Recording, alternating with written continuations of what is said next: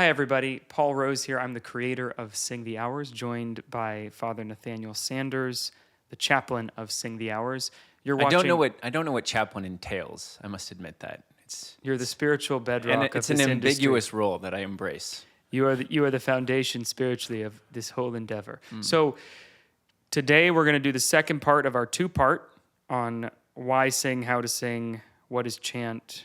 And in this video, we're going to look at the chant books that the church provides for us and a couple of specialized books that particularly apply to the English-speaking chant world.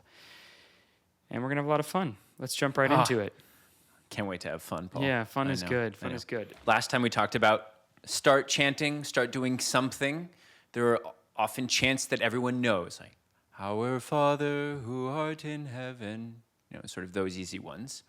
But it turns out there are prescribed chants for almost everything in the church. And so, Paul, could you begin to tell us where those chants come from? How do we find them? How do we begin to sing them? What are they? The chants fall into two categories. There are the chants for the Mass and the chants for the Liturgy of the Hours. The chants for the Mass can be found mostly in three books. Father has one of them over there. Father, introduce this one first. This is for the English Rite. Yes. Rite, the English presentation of the Roman Rite. This is correct. Yeah. This is not an official liturgical book. Isn't that ICEL? It is ICEL. So it is official. I know, but it's taken all of the official chants out of the Roman Missal and put them into one book. Okay. So you have it. Yeah. Yes. So it's not officially approved. But it's a collection of official... It's a collection of officially approved things. Cool. Yes, yeah. And so these are all of the chants that you would find. Hold it up to the camera. I know. I was going to flip to something interesting. Tell us what it's called. It's called Chants of the Roman Missal. Things in the Roman Missal. I think there's a new edition since then because I've noticed some updates, but that's fine. What's the year on that one? Is that 2010? This is up to date. But here, the baptismal liturgy at the Easter Vigil. It's right here. So instead of flipping through the big Roman Missal that you have, this book has it here. So in English, the International Commission on English in the Liturgy, so this is for all English-speaking countries, publishes the official English version of chants from the Roman Missal. And so that is their official chants that can be found in this book, but are also found in almost every Roman Missal. So the Roman Missal does have notes in it. Yeah, it does. Even the very basic Roman Missal. Even the very basic Roman Missal would have notes in it, especially in the section on like the prefaces. Yeah. All have notation in them. They're actually not as much in the Latin Missal, the New Latin Missal. There's in the back, it tells you how to sing them, but most English missals are actually quite helpful in that. It puts the training wheels on. It does, Yeah. which I appreciate. That's for the missal chants that the priest would do in Mass. It also probably has the responses in there, right? Yes. The Lord be with you. Or we proclaim your death, O Lord, and profess your Exactly. resurrection. So that's an example of an official chant that would be used in Mass. The majority of music in Mass, though, as we know it, is in the entrance, antiphon, or introitus, introit, psalm, gradual psalm, or responsorial psalm, the Alleluia, or in Lent, the Tractus, the tractor, the Offertory, Yes. and the Communio, or the communion chant. So those are the five chants that accompany the sacred rites and the actions in Mass. Every note for all of those and the text can be found in what the church calls the Gradual in English, or the Graduale in Latin, the Graduale Romanum. This is the... It's the official hymnal, if you like, of the church. Yeah. It's the official hymn book. But they aren't hymns. But they aren't hymns. But, what is a hymn? Yeah. But it's the official songbook of the Mass. And unfortunately, it's not well known in the English-speaking world, but it is the fundamental book that instructs us how we are to sing during Mass and what we are to sing. Yeah, and these chants are what I believe the Catechism is primarily referring to when it says the treasury of sacred music is the greatest art ever created. It surpasses any other art. That would most appropriately mean that what's contained in this book is the greatest art mankind has ever made. And I firmly believe that. This is the most beautiful not just music, but the most beautiful art, the most beautiful prayer that the church has to offer. It is the summit of all of the church's musical liturgical life, is in the Graduale Romanum. And I think there's something quite freeing about it, because I know every parish tends to stress about what to sing next. And there's a lot of creativity going on in a lot of churches. But it's much more freeing not to be creative. And so universal, not to be creative. We talked about in the last video, chant is universal. It stretches back. Most of these chants, like there's something called the Graduale Triplex, which is a book that is exactly this, except it has 3 manuscripts overlaid over each other.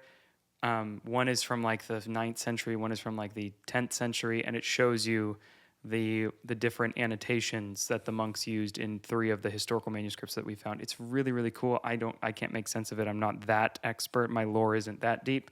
But basically, this is a very old thing. These chants are so old and so universal, and they are the bedrock of Christian worship. And despite the fact that they're old, that edition was published in the 1970s? I think this is 74. Yes. And so it is still the official songbook of the church. And yes, this is for our current liturgical expression in the current missal. This is not, even though of course, just like the source text, as Father mentioned, that those chants presented in English are all based on the Latin chants. We are in the Latin Rite. We'll have another video, part 3, on why Latin. Why do we even use Latin at all if Vatican II opened the door to vernacular liturgy? All of the official books in their full unadulterated form are in Latin because they stretch back. These prayers, these chants are fixed. The Latin translation of the Bible is called the Vulgate, is the common speech for it, because it harkens back to the original Latin translation of the Bible, which is Saint Jerome in the 4th century or early 5th.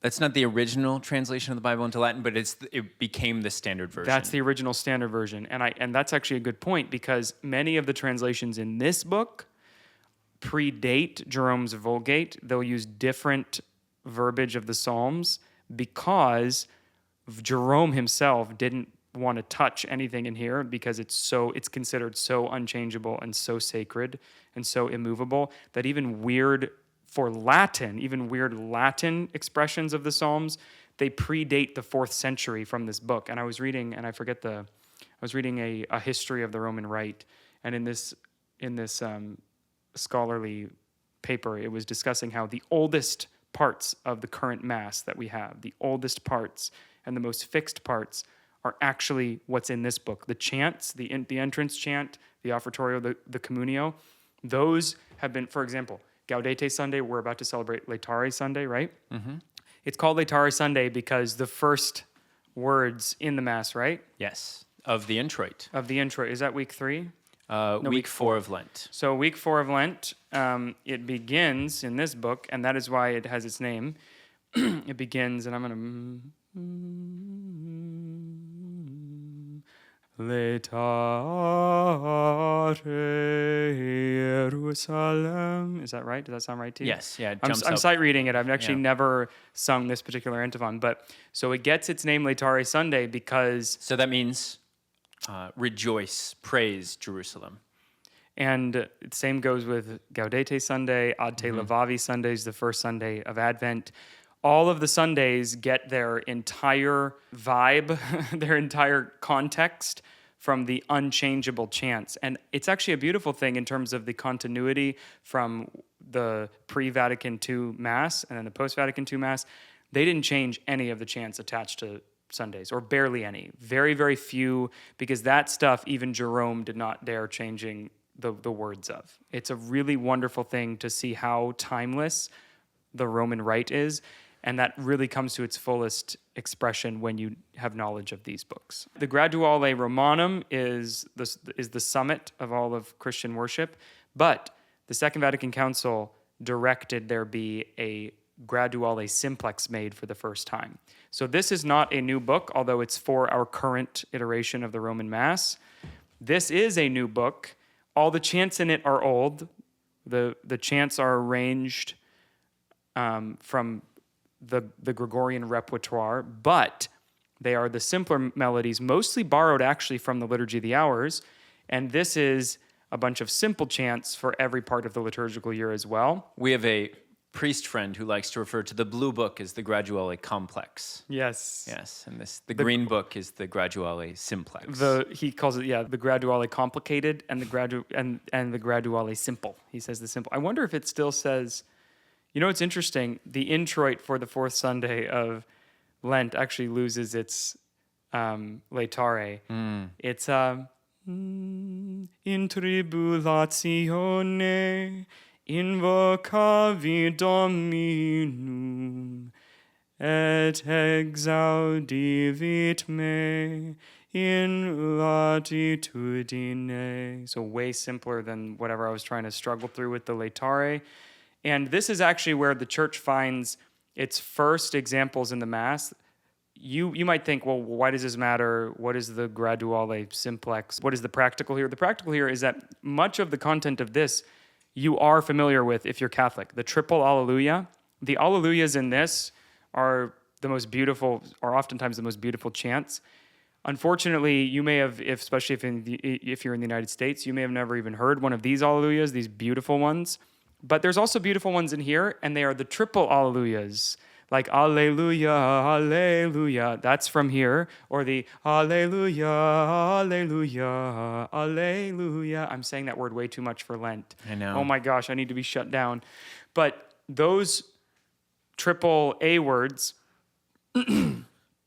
are from here, as well as the first ever responsorial psalms, because the responsorial psalm is a new thing in our current Mass. So this has a bunch of arrangements for the responsorial psalms, and they are so good. And you probably actually haven't heard these arrangements because most people don't care or don't know of the existence of the official. This is Liberia Editrice Vaticana. This is published by Paul VI as official chants of our Mass.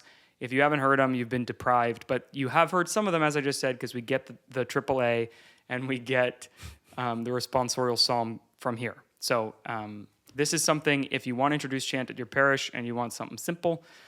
Latin chants. All of these books are. But there are unofficial, now going into the unofficial before we get to the Liturgy of the Hours.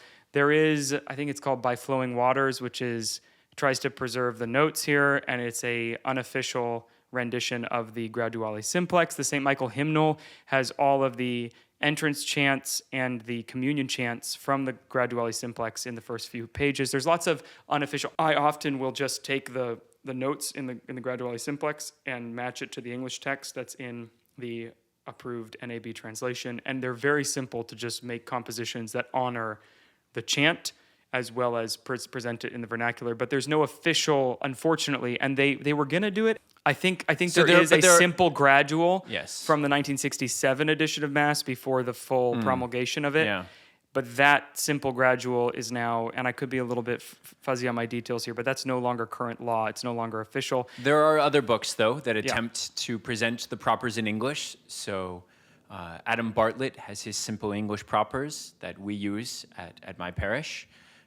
Samuel Weber has his version of the Mass propers, and he does them in 3 different levels for any chant. Yeah. So, and his base level is in the St. Ignatius Pew Missal. They have the Weber chants, very simple. If you don't remember any of these names, that's fine. We're just saying that you can find these chants presented to you in English. You don't have to compose them, or you can, like Paul, start trying to compose new English chants for these Mass settings. What's wrong with that camera?